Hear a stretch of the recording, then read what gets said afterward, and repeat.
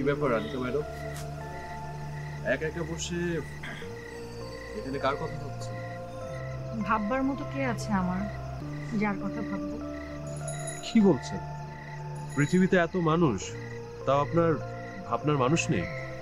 পৃথিবীর অন্য সব মানুষ আর বিশেষ একজন, এটা কি এক? না, তা নয়। তাহলে এভাবে না বললেও পারতেন। আপনার কথায় আমি সত্যি কষ্ট পেয়েছি। সরি, আপনাকে কষ্ট দেওয়ার জন্য আমি এভাবে কথাটা বলিনি। একটা কথা বলি অনুপ সাহেব, হ্যাঁ শিওর, বলুন। এভাবে আমাকে আর কতদিন অভিনয় করে যেতে হবে? যতদিন প্রয়োজন হয়। যতদিন মানে কতদিন? আমি প্রতি মুহূর্তে একটু একটু করে ক্লান্ত হয়ে পড়ছি। হাতে গোনে তো আর বলতে পারবো না, তবে এতটুকু বলতে পারি আর বেশি দিন নয়। এই অভিনয় আমার আর ভালো লাগছে না। ভালো না লাগলেও এই অভিনয়টা আপনাকে করতেই হবে। আনিকা, আপনার নিজের জন্য করতে হবে। সত্যি কি পারবেন সাহিল আর জেরিনকে বিচারের কাঠগড়ায় দাঁড়া করাতে? আনিকা, আপনি খুব ভালো করেই জানেন কেউ আইনের ঊর্ধ্বে নয়। সত্যি কি অন্যায়ের বিচার হয়?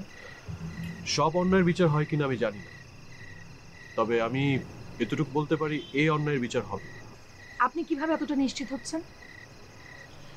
দেশের প্রতি ভালোবাসা, আস্থা এবং আইনের প্রতি শ্রদ্ধা থেকে। আমিও দেশের প্রতি ভালোবাসা, আস্থা আর আইনের প্রতি শ্রদ্ধা রাখতে চাই। ঘটনাটা আপনারে কইতে চাইছিলাম, তাই মাতারিরে দেখে এমন টাসকি খাইছি, সব কিছু গুবলেট পাকাই গেছে, আর কইতে পারি না। ভাইজান, একজন মানুষের চেহারার সাথে আরেকজন মানুষের চেহারার যে এত মিল হইতে পারে, এটা চিন্তা করতে করতে আমার মাথার চুল সব ঝর ঝর করে পড়ে যেতেছে। আমাকেও আজকে একজন পরিচিত মানুষ ওই মহিলাকে দেখে একই কথা বলেছে।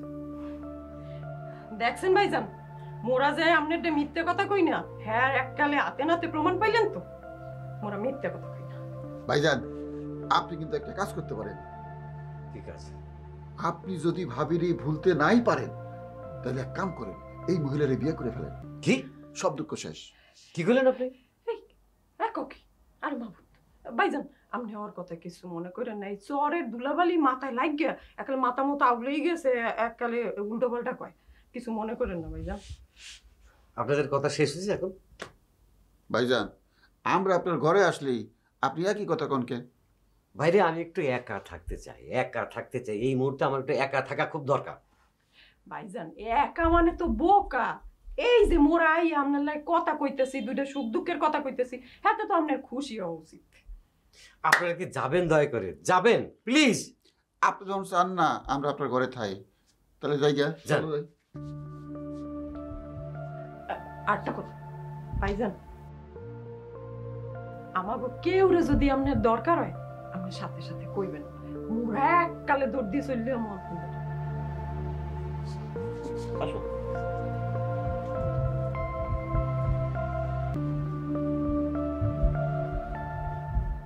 তো মহাবিপদে পড়লো।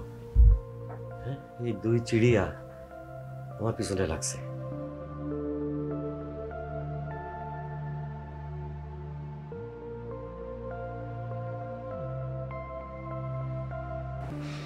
ম্যাম, আপনার কাছ থেকে সবকিছু শুনে যেটা মনে হচ্ছে, আনিকা আসলে মরেনি।